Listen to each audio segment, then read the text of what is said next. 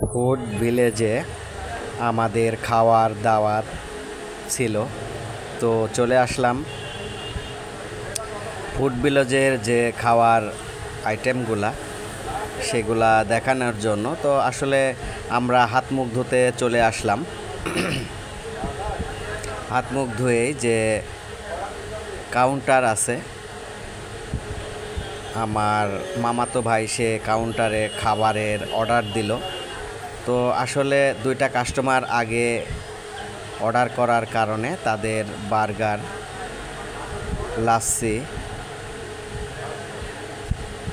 তাদের আপ্যায়নের জন্য তাদের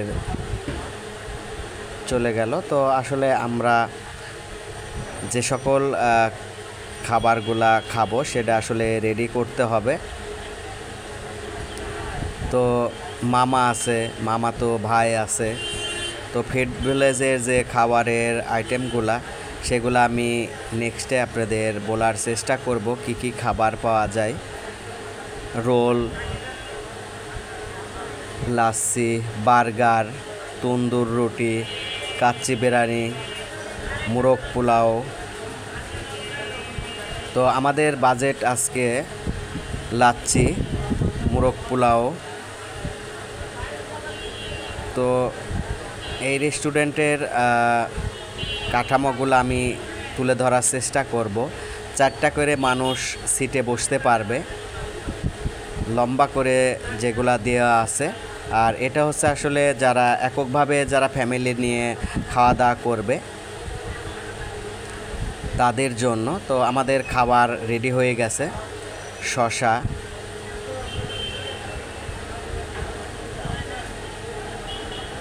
তো অনেক সুন্দর লাগলো তাদের পরিষ্কার দেখে। আমরা খাওয়া দাওয়া শেষ করে সাইডে আসলে বসে থেকে চিত্র যে অঙ্কনগুলা করেছে অনেক সুন্দর।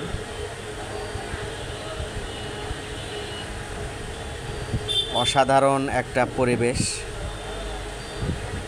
তো খাবারের আসলে টিপস দেওয়া লাগে না, নিজস্ব লোকজনই কাজ করে এই রেস্টুরেন্টে। তো ফ্যামিলি সহকারে সবাই আসলে সুন্দরভাবে খেতে আসতে পারবেন।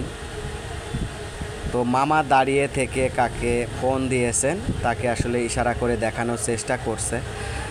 এসির পাশাপাশি ওয়াল ফ্যানগুলাও আসলে চলে, সিলিং ফ্যান আছে। গরমের ভিতর তাপ নিয়ন্ত্রিত যে এসিগুলা সেগুলা লাগানো আছে, কারণ এখন প্রচণ্ড গরম। দুপুরবেলা আসলে খেতে বসলে আপনি বিশুদ্ধ বোধ করবেন। এই কারণে আসলে এই হোটেলটাতে সব ধরনের